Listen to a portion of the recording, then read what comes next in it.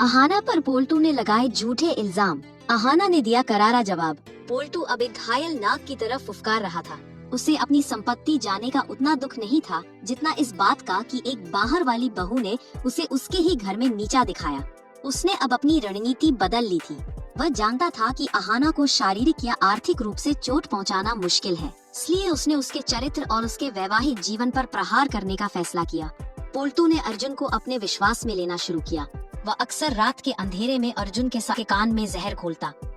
अर्जुन भाई, तुम जिसे अपनी पत्नी समझ रहे हो, वह असल में एक महत्वाकांक्षी वकील की तरह व्यवहार कर रही है। आज उसने मेरा घर तोड़ा है, कल वह तुम्हारे सिर पर चढ़कर नाचेगी। क्या तुम्हें नहीं दिखता कि वह ऑफिस के बहाने किन लोगों से मिलती है? उसका वह बॉस जिसके लिए वह रात रात भर जाग कर बैलेंस शीट ठीक करती है, क्या तुम्हें वाकई लगता है कि वह सिर्फ काम है? अर्जुन, जो स्वभाव से थोड़ा कच्चा और असुरक्षित था, पोल्टू की बातों में आने लगा। उसके मन में संदेह का बीज पनपने लगा था। जब भी अहाना ऑफिस से देर से आती या किसी इमरजेंसी काम का जिक्र करती, अर्जुन का चेहरा उतर जाता। अहाना इस बात को महसूस कर रही थी, लेकिन उसे लगा कि शायद अर्जुन तनाव में है। उसे अंदाजा भी नहीं था कि उसके ही घर में उसके खिलाफ इतनी बड़ी साजिश रची जा रही है। इधर पिशिमुनि ने भी अपना मोर्चा खोल दिया था। उन्होंने नई बहू को उकसाया कि वह घर के कामों में अहाना की जगह लेने की कोशिश करे, ताकि अहाना को एहसास हो कि उसकी अहमियत खत्म हो रही है। पिशिमुनि अक्सर अहाना के सामने पारो को ताना मारती। हक तो मिल गया, अब इस हक को चबाकर खाओगी क्या? जब चूल्हा जलाने के लिए पैसे नहीं होंगे, तब पता चलेगा कि अहाना की वकालत कितनी काम आती है। लेकिन अहाना शांत थी। उसने पारो के लिए एक छोटे से कमरे में सिलाई मशीनों का इंतजाम कर दिया था। वह चाहती थी कि पारो आर्थिक रूप से स्वतंत्र हो जाए, ताकि उसे पोल्टू के टुकड़ों पर ना पलना पड़े। एक शाम जब अहाना ऑफिस से थकी हारी वापस आई, तो उसने देखा कि घर का माहौल बहुत भारी है। अर्जुन हॉल में सोफे पर बैठा था और पोल्टू उसके बगल में बैठकर कोई फाइल देख रहा था। जैसे ही अहाना अंदर आई, पोल्टू ने जानबूझकर जोर से कहा, अरे वाह अहाना, आज तो बड़ी देर हो गई। सुना है तुम्हारे बॉस को आजकल तुम्हारी बहुत जरूरत पड़ रही है। वैसे सरकारी नौकरी में इतनी नाइट ड्यूटी कब से होने लगी? अहाना ने उसकी बात को नजरअंदाज किया और अर्जुन की ओर देखा, लेकिन अर्जुन ने अपनी नजरें फेर ली। अहाना कमरे में गई तो अर्जुन पीछे पीछे आया और उसने दरवाजा जोर से बंद कर दिया। क्या बात है अर्जुन, तुम इतने गुस्से में क्यों हो? अहाना ने सहजता से पूछा। अर्जुन चिल्लाया, गुस्से में ना रहूं तो क्या करूं? पूरा मोहल्ला और घर के लोग बातें कर रहे हैं। तुम पारो की वकील बनी फिर रही हो और यहाँ तुम्हारा अपना घर बिखर रहा है। पोल्टू सही कहता है, तुम्हें दूसरों के घर बसाने और उजाड़ने में इतना मजा आने लगा है कि तुम्हें अपने पति की जरूरत का ख्याल ही नहीं रहा। अहाना दंग रह गई। उसने कभी सपने में भी नहीं सोचा था कि अर्जुन ऐसी बातें करेगा। अर्जुन, तुम पोल्टू की बातों में आ रहे हो? वह आदमी जिसने अपनी पत्नी को धोखा दिया, जो दूसरी औरत को घर ले आया, तुम उसकी बातों पर भरोसा कर रहे हो? बहस बढ़ती गई। अर्जुन ने अहाना के चरित्र पर उंगली उठाई, जो अहाना के लिए असहनीय था। बस अर्जुन, अगर तुमने एक शब्द और कहा तो मैं भूल जाऊंगी कि तुम मेरे पति हो। मैंने पारो को उसका हक दिलाया क्योंकि वह सही थी, और जहाँ तक मेरे काम का सवाल है, मैंने कभी तुमसे कुछ नहीं छिपाया। अहाना उस रात सो नहीं सकी। उसे समझ आ गया कि पोल्टू अब उसके घर में आग लगाने की कोशिश कर रहा है। अगले दिन अहाना ने ठान लिया कि वह रक्षात्मक होने के बजाय हमलावर होगी। उसने चुपके से पोल्टू की दूसरी पत्नी के बारे में छानबीन शुरू की। उसे शक था कि ये शादी सिर्फ दिखावा है। अहाना ने अपने ऑफिस के कुछ संपर्कों का इस्तेमाल किया और पोल्टू के बैंक खातों की जांच करवाई। उसे पता चला कि पोल्टू ने अपनी संपत्ति बचाने के लिए अपनी दूसरी पत्नी के नाम पर फर्जी दस्तावेज बनवाए हैं। असल में वह औरत पोल्टू की पत्नी नहीं, बल्कि उसकी एक बिजनेस पार्टनर की बहन थी, जिसे उसने सिर्फ पारो को घर से निकालने के लिए एक मोहरे की तरह इस्तेमाल किया था। अहाना ने सारा कच्चा चिट्ठा तैयार किया। एक रविवार की सुबह जब पूरा परिवार नाश्ते की मेज पर इकट्ठा था और पिशिमुनि पारो को नीचा दिखाने का कोई मौका नहीं छोड़ रही थी, अहाना ने कुछ कागजात मेज पर पटक दिए। पोल्टू ने हंसते हुए पूछा, अब क्या नया ड्रामा है अहाना? फिर से कोई कोर्ट का नोटिस? अहाना ने शांति से कहा, नहीं पोल्टू, ये नोटिस नहीं, तुम्हारा सच है।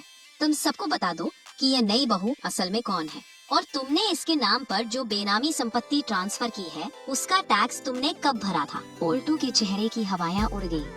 पिशिमुनि का हाथ कांपने लगा। अहाना ने अर्जुन की तरफ मुड़कर कहा, अर्जुन, तुम कहते थे ना कि मैं घर उजाड़ रही हूँ। देखो इस इंसान को, जिसे तुम अपना भाई और सलाहकार मानते हो। इसने न केवल पारो को धोखा दिया, बल्कि पूरे कानून और इस परिवार को भी अंधेरे में रखा। ये दूसरी शादी सिर्फ एक फर्जीवाड़ा है ताकि पारो को कुछ न देना पड़े। अहाना ने भी फोटो और दस्तावेज दिखाए जिनमें पोल्टू और उस औरत के बीच हुए पैसों के लेन देन का जिक्र था। अर्जुन ने जब वे कागजात देखे तो उसका सिर शर्म से झुक गया। उसे अपनी मूर्खता का एहसास हुआ कि कैसे वह पोल्टू के बुने जाल में फंस गया था। पोल्टू ने चीखने की कोशिश की, ये सब झूठ है, अहाना मुझे फंसा रही है। लेकिन अहाना ने तुरंत पुलिस को फोन कर दिया। उसने बताया कि फर्जीवाड़े और धोखाधड़ी के मामले में उसे पोल्टू की शिकायत करनी है। पिशिमुनी अहाना के पैरों में गिर पड़ी। बेटी, ऐसा मत कर, मेरा बेटा जेल चला जाएगा, घर की इज्जत नीलाम हो जाएगी। अहाना ने सख्ती से उनका हाथ हटाया। माँ जी, इज्जत तो उसी दिन नीलाम हो गई थी जिस दिन आपने अपने बेटे के पापों का साथ दिया था। आज जो हो रहा है वह न्याय है। पुलिस आई और पोल्टू को पूछताछ के लिए ले गई। घर में सन्नाटा पसर गया। अर्जुन अहाना के पास आया और रोते हुए माफी मांगने लगा।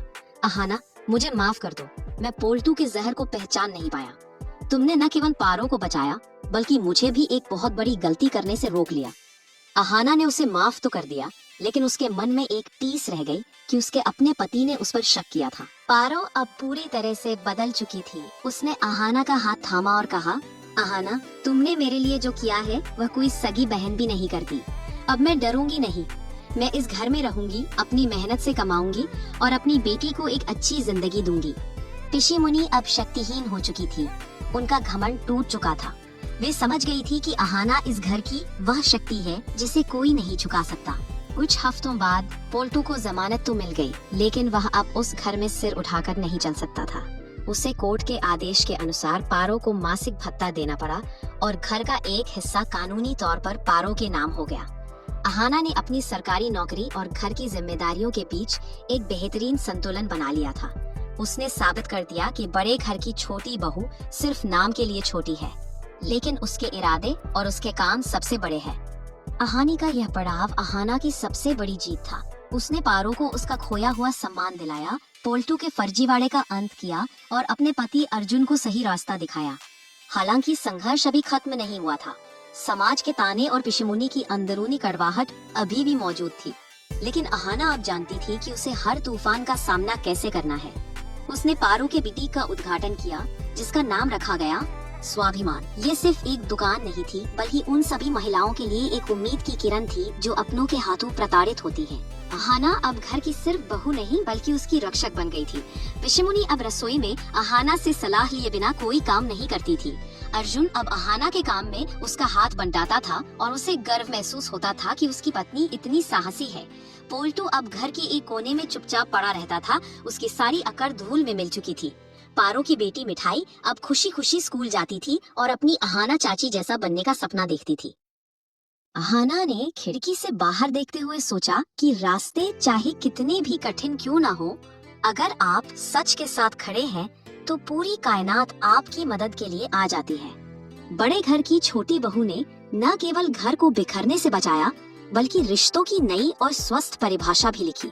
लेकिन क्या पोल्टू सच में सुधर गया है, या वह जेल से आने के बाद किसी गहरी साजिश की तैयारी कर रहा है? पिशिमुनी की आंखों में अब भी कभी कभी वही पुरानी चमक दिखती है। क्या वे अहाना को कभी दिल से स्वीकार कर पाएंगी? यह तो आने वाला वक्त ही बताएगा। लेकिन फिलहाल के लिए अहाना के घर में न्याय और शांति का सूरज उग चुका।